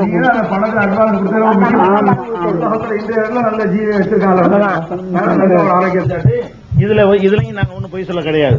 அப்ப வந்து அந்த குற்றச்சாட்டை வந்து நாங்க நிரூபிச்சுதான் இருக்கிறோம். என்ன இது ஒண்ணாச்சு. அதுக்கடுத்து என்ன குற்றச்சாட்டு சொன்னோம்னு கேட்டா, ஐயூப் அவர் மாநில நிர்வாகிகள் முக்கியமான ஒரு ஆளு, துணை செயலாளர் கோயம்புத்தூர். இந்த பிரச்சனைக்கெல்லாம் மூல சூத்திரதாரில் அவர் மாதிரி சில ஆளுக்கு உட்கார்ந்துருக்கிறதா இயக்க நாசமாக்கிட்டு இருக்கு.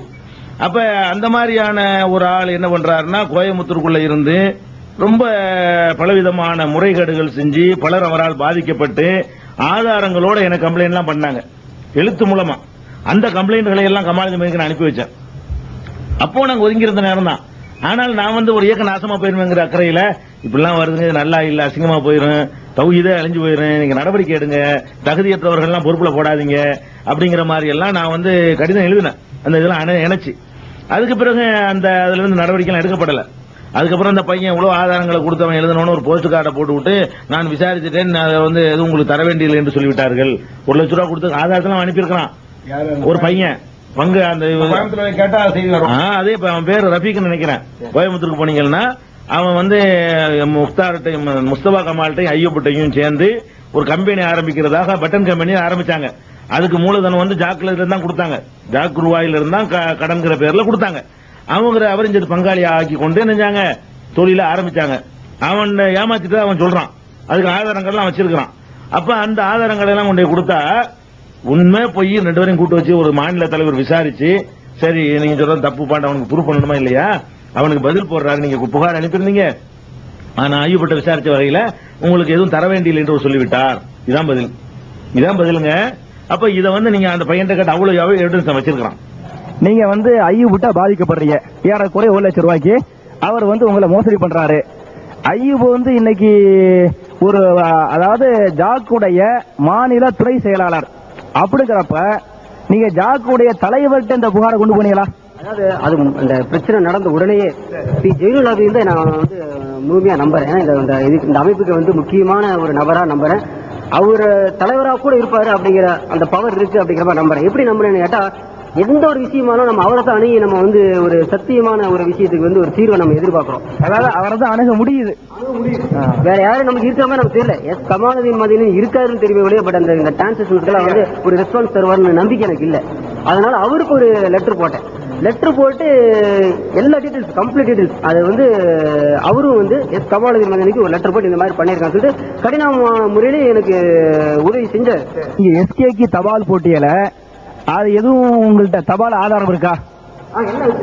அதாவது 28ஆம் தேதி அவர் எனக்கு இங்க எழுதுறாரு. 28/8/2000 28/8/2000 எழுதுறாரு.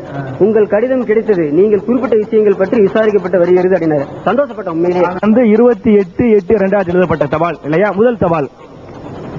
லெட்டர் வந்து 9/9/2000 வருது அடுத்த தபால். அதுக்கப்புறம் நான் வந்து இது மாதிரி அனுப்பிச்சதுக்கு அப்புறம் எனக்கு எந்த விதமான தகவலும் வரலையே அப்படிங்கிற மாதிரி மறுபடியும் நான் கேட்கும் பொழுது கிடைக்கல அப்படின்னு கேட்கிறேன். அப்ப நீங்கள் கோவை ஐயப்படும் வியாபாரத்தில் முதலீடு செய்ய பணம் கொடுத்ததாக எழுதியிருந்தீர்கள். பணம் கொடுத்ததுக்குரிய ஆவணங்கள் உடன் அனுபவிக்க வேண்டியது வசலாம் அப்படிங்கிற மாதிரி ஒரு லெட்டர் 2வது எழுதினாரு. அப்ப என்ன பண்ண, உடனே நான் வந்து மறுபடியும் அதை வந்து எழுதினேன். எல்லா ஆதாரம் அவர் கேட்ட ஆதாரம் அனுப்பிச்சு ரொம்ப நாள் எனக்கு எந்த விதமான பதில் வராம இருந்துச்சு. அது இந்த 8/11 அதாவது இது வந்து 8 கடைசி தபால் வந்து 8/11/2000, 2வது தபால் 9/9/2000. அவ 10வது மாசம் 11வது மாசம் 2 மாசமும் 1 நாளும் தகவல் ஒரு மாசமா எனக்கு எந்த விதமான பதில் வராது. ஆமா, உள்ள 1 மாசமா வராதனால அந்த 2வது தகவல் அனுப்பிச்சு 1 மாசம் வராதனால மறுபடியும் நான் கடிதம் எழுதிருக்கேன், நான் அனுப்பிச்சேன் எந்த விதமான இது வரலையே அப்படின்னு சொல்லிட்டு. அப்புறம் அதுக்கப்புறமும் 1 மாசம் கழிச்சு எனக்கு இந்த லெட்டர் இருந்துச்சு. நான் எழுதின லெட்டரும் அதாவது அந்த டேட்டெல்லாம் நான் எல்லாமே வச்சிருக்கேன், எப்ப அனுப்பிச்சேன், அதுக்கப்புறம் எப்ப அவர் பதில் கொடுத்தாருங்கிற எல்லா டீட்டெயிலும் நான் வச்சிருக்கேன். 11வது மாசம் 8ஆம் தேதி எனக்கு இந்த லெட்டர் அனுப்பிச்சாரு.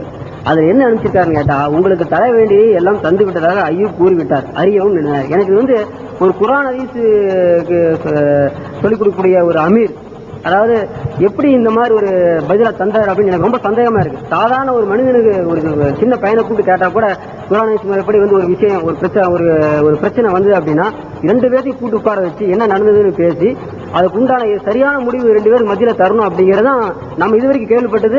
அப்படி தரதான் நியாயம் கூட, உலக ரீதியா கூட நியாயம் அதுதான்.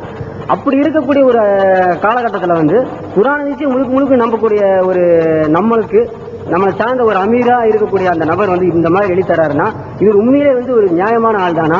அவனுக்கு பதில் போடுறாரு, நீங்க புகார் அனுப்பியிருந்தீங்க, ஆனா ஐயப்பட்ட விசாரிச்ச வகையில உங்களுக்கு எதுவும் தர வேண்டியதில்லை என்று சொல்லிவிட்டார். இதான் பதில், இதான் பதிலுங்க. அப்ப இதை வந்து நீங்க அந்த பையன் கிட்ட அவ்வளவு எவிடன்ஸ் வச்சிருக்கான். அப்ப இது மாதிரி பிளாட் பண்ண போறேன், அது பண்ண போறேன், சட்டையை பிடிச்சி பள்ளியாசல்ல கேட்காத ஒரு ஊர் மக்கள்கிட்ட போய் கேளுங்க. இவர்கள் நடக்கக்கூடியதையும் இவர்களுடைய கடந்த கால நிலையும் எந்த விதமான வெளிப்படையான எந்த தொழிலும் இல்லாம அவர்கள் பண்ணக்கூடிய ஆடம்பரம் அட்டகாசமும். இவன் வந்து என்னை அடிச்சது, நான் வந்து இப்படி இவன் சொல்லக்கூடிய இந்த வார்த்தை கூட யூஸ் பண்றேன், யாருமே யூஸ் பண்ண மாட்டேன், ஒரு விரோதி கூட யூஸ் பண்ண மாட்டேன். அந்த அளவுக்கு நீங்க பாதிக்கப்பட்டிருக்கீங்க. ஒரு கொடியவனாவும் இருக்கிறான். யாரு இந்த ஐயூப்ங்கிற நபர் வந்து அந்த ஐயூப் இன்னைக்கு ஜாக்கில் யாருன்னு தெரியுமா உங்களுக்கு? மாநில லெவல்ல ஒரு பொறுப்பு இருக்கு அப்படிங்கிற மாதிரி அதுவும் தெரியும். அந்த மாதிரி ஆளு உங்களை வந்து இப்படி மனம் பாதிக்கப்பட்டு நீங்க திட்டக்கூடிய அளவு நடந்துட்டாரு. அடிச்சாரு அவங்கள? எதுக்காக அடிச்சாரு அப்படின்னா இந்த மாதிரி விஷயம் சொல்லியிருந்த சமயத்துல ஜமாத் ரீதியா வேற விஷயங்கள் பேசப்படுற சமயத்துல அவன் வந்து அந்த வார்த்தை சொல்லிட்டு வந்தா அப்படி. ஆமா நான் சொன்னேன் அப்படிங்கிற மாதிரி நான் சொன்னேன். ஜமாத் ரீதியா தான் நம்ம பேசணுமே வழி அவன் அடிக்கணுங்கிற அவசியம் கிடையாது. அப்ப நீ எப்படி சொல்லலாம் அப்படின்னப்போ உங்ககிட்ட நியாயம் இல்லை அப்படிங்கிற மாதிரி பேச வந்து என் தாய் இழிவா பேசி அந்த வார்த்தை சொல்றதுக்கு எனக்கு கஷ்டமா இருக்கு. அதை நினைச்சு நான் வருத்தப்பட்டேன். உங்க பேர தப்பு இருக்குன்னே வச்சுக்கிட்டாலும் கூட உங்க தாயை பேசக்கூடாது ஒரு பேச்சுக்கு. ஆனால் நீங்க பாதிக்கப்பட்டும் கூட உங்களை அவர் தப்பா பேசுறாரு அசிங்கமா. அதை இழிவா பேசிட்டு வந்து என்ன வந்து ஒரு இன்னொருத்தரோட கடையில நான் உட்காந்து பேசிட்டு இருக்கிறேன். ஒரு அரிசி கடையில் உட்காந்து பேசிட்டு இருக்கேன். இப்பாத்தில் இருக்கிற அரிசி கடையில பேசிட்டு இருக்க செஞ்சு வந்து பலர் இவன் இந்த ஐயூப், முஸ்தபா கமால், அந்த சலூன் ரஃபி இவங்க வந்து பிளான் பண்ணி வந்து நின்று என்ன வந்து பலர் அரைஞ்சு கண்ணத்தில் அரைஞ்சு கெட்ட வார்த்தை பேசி இது பண்ணிட்டாங்க. அடிச்சது யாரு? ஐயூப். பேர் எம் ஜெயினுலாப்தீன். நான் கோவை மாவட்டத்தில் இருக்கிறேன். ஜெயகிருஷ்ணன் வந்து 88 இருந்து செயல்பட்டு தாயாக வந்து கிட்டத்தட்ட 10 வருஷமா செயல்பட்டு இருக்கிறேன். 90 இருந்து மாநில பொதுவாக கோவை மாவட்டத்தில் தாயா இருந்தேன். கிட்டத்தட்ட இந்த ஒரு 2 வருஷமாக வந்து மாநில தாயாக அங்கீகரிக்கப்பட்டு செயல்பட்டு இருக்கிறேன். அஸ்ஸலாமு அலைக்கும் வரஹ்மத்துல்லாஹி வபரகாத்துஹு. என் பேர் வந்து ஏ ஜாகிர் ஹுசைன். சற்றேறக்குறைய 12 வருஷங்களா நான் ஜாக்கில் செயல்பட்டு இருக்கிறேன். கோயம்புத்தூர்ல ஜாக்கில் செயல்பட்டு இருக்கிறேன். கோயம்புத்தூர்ல உக்கடம் பகுதியில் இருக்கக்கூடிய கோட்டை புதூருங்கிற கிளையில அமீரா இருக்கிறேன். அல்லமீன் காலனின்னு அதை பக்கத்துல ஒட்டி உள்ள அல்லமீன் காலனிங்கிற பள்ளியில 16 பேர் கொண்ட நிர்வாக குழுவுல நான் ஒருத்தனா இருக்கிறேன். அதே போல தாவா பண்ணி செய்துட்டு வர்றேன். தற்சமயமா வந்து மாநில அளவுல தேர்வு செஞ்சு ஜாக்கினுடைய மாநில தாயியா நான் இருக்கிறேன். இந்த 12 வருஷமா நான் இருக்கிற காலத்திலிருந்து அண்ணன் பிஜே முதல் கொண்டு எல்லா மக்களும் ஒன்னா இருக்கக்கூடிய காலத்திலிருந்து இந்த ஜமாத்துடைய வளர்ச்சிக்கு எல்லா நிலையிலும் சரிசமமா எல்லாரோடு சேர்ந்து நானும் பல கஷ்டங்களை பட்டிருக்கிறேன். என் பெயர் டி அப்பாஸ். நான் கடந்த 93 இருந்து ஜெயகிஷ் அனுதாபியா இருக்கேன். நான் இப்ப கடந்த சில 5-6 வருஷமா முழு நேர ஜெயகிஷனுடைய ஊழியனா செயல்பட்டு இருக்கிறேன். இப்போ தாயா செயல்பட்டு இருக்கிறேன். இப்போ வந்து 19 கூடிய குழுவுல வந்து நம்மளையும் சேர்த்திருக்காங்க. ஆனா இது வரைக்கும் உறுப்பினர் கார்டு இன்னும் தந்துடல. அஸ்ஸலாமு அலைக்கும். என் பேர் ஏகே நவாஸ். கோயம்புத்தூர் கோட்டைமேட்டு பகுதியை சேர்ந்தேன். இந்த தௌஹீத் பிரச்சாரம் ஆரம்ப காலத்திலிருந்து கிட்டத்தட்ட 89 இருந்து இந்த ஜமாத்து ஜேஏகிஷனோட இணைந்து பணியாற்றிட்டு இருக்கேன். அன்றிலிருந்து பிரச்சாரம் தாயியாவும் நான் இருந்து கொண்டிருக்கிறேன். சமீபத்தில் உறுப்பினர் சேர்க்கும் பொழுது என்னை அந்த முஸ்லிமியனுடைய கமிட்டி மெம்பர் ஒரு மெம்பரா சேர்த்தினாங்க. அதுல 3 மாசம் பணியாற்றினேன். அவங்களுடைய செயல்பாடுகள் அதிருப்தியா இருக்கிறதுனால, அவங்களுக்கு ஒரு பிரச்சனையா இருக்கிறதுனால நான் அவங்கள்ட்ட இருந்து ராஜினாமா கடிதம் கொடுத்தவனே உடனே ஏத்துக்கிட்டு அதுல இருந்து நான் விலகி வந்துட்டேன். அதாவது இப்ப பிஜே, ஹமீத் பக்ரி போன்ற எங்களை போன்ற எல்லாத்தையும் அவங்க வந்து பயங்கர மோசமா குற்றம் சாட்டுறாங்க. முஸ்தபா கமால் ஐயூப் சொன்னா அவன் பொய் இருக்காது, உண்மையா இருக்குமோ அப்படின்னு நம்பிக்கை வச்சு எங்க நினைச்சிட்டு இருந்தீங்க. அது இருக்க சான்ஸ் இல்ல, ஏன்னா இவங்க போக்கு சரியில்லை, அதனால அவங்க நேரம் விசாரிக்கணும் அப்படிங்கிற ஒரு எண்ணம் உங்களுக்கு வந்துச்சு இல்ல? இவங்க போக்கு சரியில்லைன்னு எதை வச்சு எப்படி வந்துச்சுங்கிறத கேள்வி. இந்த அளவுக்கு நம்பிக்கை வச்சிருந்தேன்னு சொன்னா, இதுக்கு முன்னால சொல்லப்பட்ட குற்றச்சாட்டுகள் அத்தனையுமே கண்மூடித்தனமா நம்பக்கூடிய அளவுக்கு நம்பிக்கை வச்சிருந்தோம். ஏன்னா அவங்க அந்த அளவுக்கு தூய்மையா இருக்கிறாங்க, அவங்க துரோகம் பண்ண மாட்டாங்க, குர்ஆன் ஹதீஸுக்கு மாறு செய்ய மாட்டாங்கிறதுல நம்ம ரொம்ப உறுதியா இருந்தோம். ஆனா சமீப காலத்தில் அவங்களுடைய நிகழ்வு, அந்த உண்மையான சுயரூபம் வெளிப்பட்டதுமே நாங்க நொந்துட்டோம். உண்மையிலுமே நொந்துட்டு இந்த ஒரு நிலைப்பாடு வந்து தமிழகத்தில் இருக்கக்கூடிய எந்த குர்ஆன் ஹதீஸை பின்பற்றக்கூடிய எந்த ஒரு சகோதரனுக்கு அந்த நிலை வரக்கூடாது. இந்த அக்கிரமக்காரர்களை தோல்விச்சு காட்டணுங்கிறதுல நம்ம உறுதியா இருக்கிறோம்.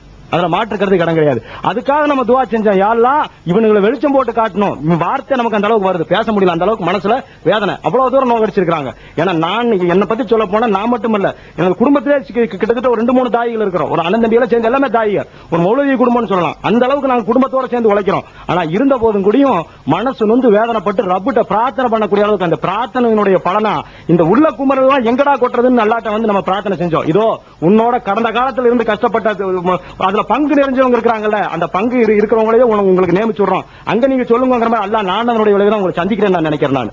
நான் ஒரு வேலை இருந்தா பாருங்க, இது மார்க்க விஷயமா, இது ஜமாத் விஷயமா? இத ஒரு பெரிய விஷயமா நீ சொல்றேன்னு சொன்னா, நீ ஜும்மா மேடையிலன்ட்டு அல்லாஹ்வுடைய ஆலயம் காபத்துல்லாஹை விட ஒரு சகோதரனுடைய மானம் பெருசுன்னு சொல்றையே, உனக்கு இதுக்கு தகுதி இருக்குதான் நான் கேக்குறேன். நீ இந்த பயான் நீ பண்ணக்கூடாது. இந்த பயான் நீ பண்ணுனேன்னா ஒரு காலம் வரும், மக்கள் எல்லாம் திறந்து உனக்கு சட்டையை பிடிச்சு உதைப்பாங்க. உனக்கு தகுதி இல்ல. நீ சொன்னேன்னு சொன்னா அதுக்கான முகாந்திரம் உருவாயிட்டு இருக்குது. தமிழகம் போறான், அதை நீ மனசுல வச்சுக்க. உன்னுடைய நிலைக்கு முடிவு கட்டுறதுக்கு ஒரு முகாந்திரம் மிகப்பெரிய அளவுல உருவாயிட்டு இருக்குங்கிறதுக்கு நீ வச்சுக்க. ஒவ்வொரு சகோதரனுடைய பாதிப்புக்கு ரஹீம் பாயா இருந்தாலும் சரி, முக்தார் பாயா இருந்தாலும் சரி, யாராருக்கெல்லாம் நீ அநீதி பண்ணி இருந்தாலும் சரி, எம் மூலம் தான் உனக்கு கிளைமேக்ஸ் வச்சுக்க. கிளைமேக்ஸ் எம் மூலம் தான் உனக்கு அல்லாஹ் வச்சிருக்கான். ஒரு மிகப்பெரிய ஒரு யானைக்கு வந்துட்டு சின்ன எறும்பு விட்டு அல்லாஹ் க்ளோஸ் பண்றான் பாரு, அப்படி தன்மை வச்சிருக்கான் பாரு. அந்த தன்மை எம் மூலமா தான் உனக்கு ஏற்படுது. ஏன்னா என்னங்கையே சொல்லிட்டேன், உன்னை நான் விடமாட்டேன்னு சொல்லிட்டேன். எப்படி விடமாட்டேன்னு சொன்னா ஜீர்ணிக்க முடியலைங்க, பட் என்னால பேச முடியல. அந்த அளவுக்கு எனக்கு மனசு வேதனையா இருக்கு. வார்த்தை சொல்றாங்க எந்த அளவுக்கு தெரியுங்களா? ரொம்ப ரொம்ப கவலையா இருக்குங்க. அங்க உட்கார்ந்து இருக்கிற சகோதரர்கள் அத்தனை பேரும் அப்படியே உட்கார்ந்து இருக்காங்க.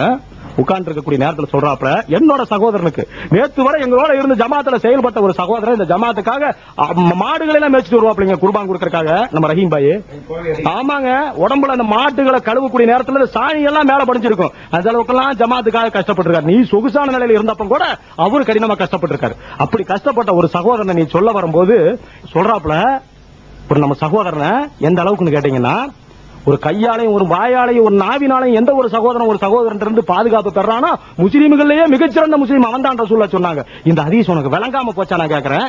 இல்ல இதுக்கு தெரிஞ்சுக்கிட்டு தான் நீ இப்ப ஏற்பட்ட ஆணவமான வார்த்தை நீ சொல்றியா? கேட்கறக்கு ஆரும் இல்லைன்னு நீ சொல்றியா? அல்லாஹ் இருக்கிறாங்க அச்சம் இல்லையா? சொல்றாப்லீங்க, ரஹீமுக்கு நான் வச்சன்ல ஒரு செக்கு, நான் கொடுத்த பத்தியா ஒரு டென்ஷன், ஒரு நெருக்கடி, அந்த மாதிரி ஒரு நெருக்கடிய உனக்கு கொடுத்தேன்னு சொன்னா நீ தூக்கு போட்டு தற்கொலை பண்ணிடுவானுங்கிற அளவுக்கு சொல்றானுங்க வார்த்தைய. அகம்பாவமான வார்த்தை சொல்றாங்க. என்னன்னு, நீ தூக்கு போட்டு தற்கொலை பண்ணிக்குவாங்கிறான். எந்த குஃபுர்ல இருந்து, எந்த இணை வைத்தல இருந்து நம்ம வரணும், நிரந்தர நரகத்திலிருந்து வரணும்னு தௌஹீதுக்கு வந்து இத மக்களுக்கு சொல்லிட்டு இருக்கிறோமா? ஒரு தௌஹீது சகோதரனை, ஒரு தாயிய நீ தூக்கு போட்டு தற்கொலை பண்ற நிலைமைக்கு நான் கொண்டு போய் விட்டுருவேன்னு சொல்லி அல்லாஹ்வுடைய ஆலயத்துல சொல்றான். இவன் எனக்கு இந்த இடத்துல மரியாதை கொடுக்கறதுக்கு என்னால முடியலைங்க. மனசு அந்த அளவுக்கு நோகடிச்சான். நோகடிச்ச காரணத்துக்காக வாடா போடான்னு சொல்றது அதை விட கேவலமா சொல்லான்னு வருது. அல்லாஹ் காப்பாத்துறான் அந்த நிலையில இருந்து. அப்படி சொல்றான்னு கேட்டீங்கன்னா, இப்ப ஏற்பட்ட ஒரு வார்த்தையை போடும்போது ஈக்கத்தின் மீது நீங்க வெறி கொண்டு இந்த நீங்க சார்ந்திருக்கிற அமைப்புல அந்த பதவியை காப்பாத்திக்கணுங்கிறதுக்காக, உங்களுக்கு ஒரு அந்தஸ்து வேணுங்கிறதுக்காக ஒரு சகோதரனை இப்ப ஏற்பட்ட விஷயத்துல எப்படி சொன்னா, உதாரணத்துக்கு சொல்ல போனா ஒரு சகோதரன் வந்து நோய்வாய்ப்பட்டு மவுத்தா போயிட்டாப்ல இயற்கையானு சொல்லி ஒரு வதந்தியை சொல்லி விட்ட மாதிரி அவர் தானா விலகி ஜமாத்துல சில பிடிக்காம போயிட்டாருன்னு சொல்லிட்டு நீ பிறகு சொல்ற, இதுக்கு சமம் இல்லையா நீ சொல்லக்கூடிய வார்த்தை? நான் தான் அவனை கொலை பண்ணனேன்னு சொல்றேன். நீ அந்த மாதிரி தானுங்க, நான் தான் அவனை கொலை பண்ணனேன். இனி என் விஷயத்துல நீ ஓவர் டேக் பண்ணலாம், உன்னை நான் கொலை பண்ணுவேன், உன்னை நான் உயிரோடு விட மாட்டேன், அது உங்கையிலேயே உன்னை கொலை பண்ண வைப்பேன், தூக்கு போட வைப்பேன்னு சொல்லி நீ சொல்றேன்னு கேட்டா, சகோதரர்களே, இந்த கேசட்டை கேட்கறவங்க யாரா இருந்தாலும் சரி, இதையும் கேட்டுட்டு இவனெல்லாம் ஒரு இஸ்லாமிய அழைப்பாளர்னு நீங்க ஏத்துக்கிட்டு இவன் கூட இருந்து நீங்க செயல்பட விரும்புறீங்களா? இவனை நீங்க ஏத்துக்க போறீங்களா? நான் கேட்கறேன். நான் இவன் நீங்க ஏத்துக்க போறீங்களா? இல்ல இவனை போல ஒரு நல்ல ஆளு வேற யாரும் இல்லன்னு நீங்க சொல்லி வாதிட போறீங்களா? நீங்க என்னத்த சொல்ல போறீங்கன்னு நான் கேட்கறேன். அல்லாஹ்வுடைய ஆலயத்துல வச்சு ஒரு மூமினை தற்கொலை பண்ற நிலைக்கு கொண்டு போய் விடுறான்னு சொன்னா எவ்வளவு ஒரு வேதனையான விஷயம் இது. எந்த அளவுக்கு நல்ல எண்ணமும் நல்ல அபிப்பிராயம் வச்சிருந்தோமா அத்தனையும் தவிடுபடியாயி அடுத்து சமாதானத்துக்கு கூப்பிடுறப்ப கூட என்னால வந்து உட்கார்ந்து பேச முடியாதுன்னு சொல்ற அளவுக்கு ஒரு நிலைக்கு நீ உருவாக்கினையே. இந்த நிலைக்கு அல்லாஹ் தஆலா மிகப்பெரிய ஒரு பாடத்தை வந்து உனக்கு கூடிய விரைவில் தருவான். இதுல மாற்றுக்கிறது இடமில்லை.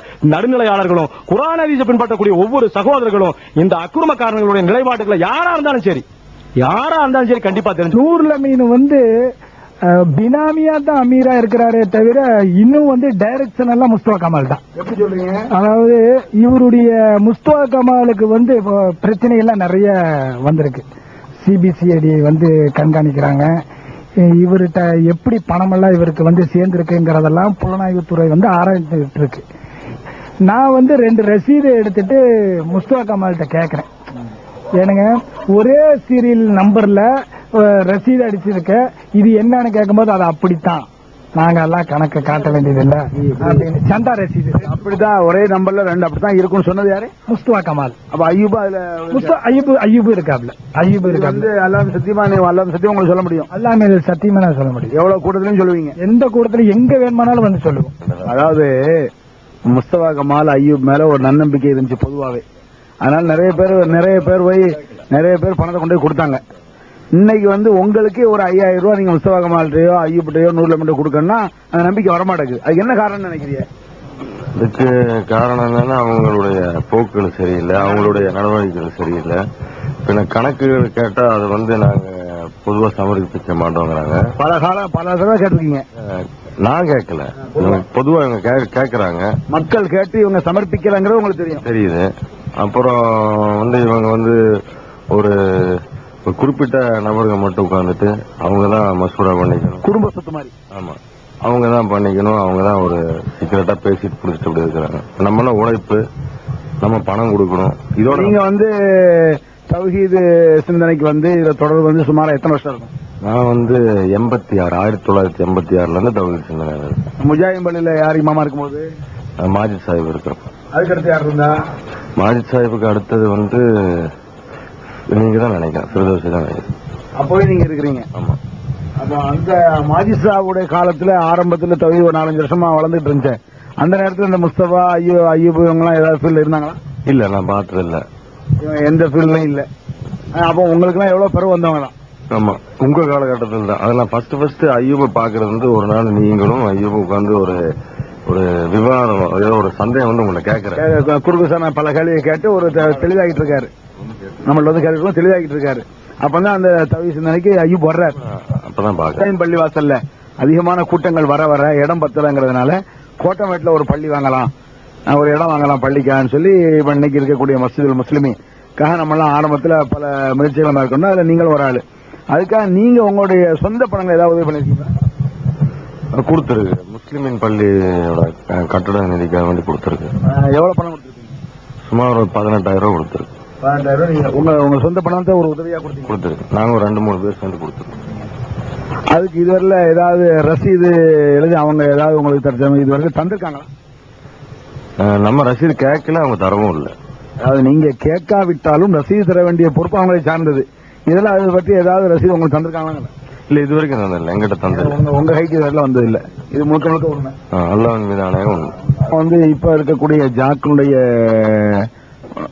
தமிழ்நாட்டினுடைய மாநில துணை செயலாளர், ஜாக்குக்கு தமிழ்நாட்டின் மாநில துணை செயலாளர் இருக்கக்கூடிய இந்த ஐயூபும் உங்களோட சேர்ந்து பார்ட்னராக நீங்க 2 பேரும் சேர்ந்து அந்த சின்ன நீங்க 3 பேர் இருந்தீங்களோ? ஆமா. அப்போ நீங்க ஐயூபு தடாரவி 3 பேர் பார்ட்னரா இருந்தீங்க. அன்றைக்கு உங்களுடைய பொருளாதாரம் எப்படி இருந்துச்சு? இன்னைக்கு உங்களுடைய பொருளாதாரம் இப்ப ஐயூபு வந்து உங்களோட எப்படி பார்ட்னரா சேர்ந்து என்னென்ன பண்ணிட்டு இருந்தாரு, என்ன ஏதுங்கிற பத்தி சொன்னீங்கன்னா. அன்னைக்கு வந்து என்ன வருமானம் இருந்துச்சு அதில் நான் இன்னைக்கு பின்தங்கி தான் இருக்கிறேன். ஒன்றும் இன்னைக்கு சொந்த தொழிலாம் பண்ணிட்டு தான் இருக்கோம், பின்தங்கி தான் இருக்கிறோம். நான் ஐயூபோட நிலைமை இன்னைக்கு வேற. அப்படி என்ன அவருக்கு வித்தியாசம்? அதாவது பிசினஸ் பண்ற ரீதியா ரொம்ப முன்னோங்கி தான் இருக்கிறாரு. அவர் என்ன பிசினஸ் பண்றாரு, பிசினஸ் இல்லாம முன்னோங்கி இருக்கான்னா அதுல சந்தேகப்பட வேண்டியதா தான் இருக்கு நமக்கு. அப்ப இது மாதிரி பிளாட் பண்ண போறேன், அது பண்ண போறேன், சட்டையை பிடிச்சி பள்ளியாசல்ல கேட்காத ஒரு ஊர் மக்கள்கிட்ட போய் கேளுங்க. இவர்கள் நடக்கக்கூடியதையும் இவர்களுடைய கடந்த கால நிலையும் எந்த விதமான வெளிப்படையான எந்த தொழிலும் இல்லாம அவர்கள் பண்ணக்கூடிய ஆடம்பரம் அட்டகாசமும் இதெல்லாம் நீங்க யோசிச்சு பார்க்கணும். அது மாத்திரம் இல்லாம அவங்க சொல்ல குற்றச்சாட்டு என்னன்னு கேட்டா நம்மள மீது அவங்க வந்து பொருளாதார விஷயத்துல இன்னொரு விஷயம் என்னன்னு கேட்டா அது நாங்கள் அவர்கள் மீது குற்றச்சாட்டு சுமத்தவே இல்லை, அவர்கள் தான் எங்கள் மீது சுமத்த பதில் தான் சொல்றோம்னு சொல்லிக்கிட்டாரு. ஆனா நிறைய குற்றச்சாட்டு சுமத்தி இருக்கிறாரு. அவங்க என்ன சுமத்துறாங்கன்னு கேட்டா வந்து நான் அந்த கார்ல வந்து சுமோவை யூஸ் பண்ண சொந்த வேலைக்குன்னு சொல்லி ஒரு மெசேஜ் வருது.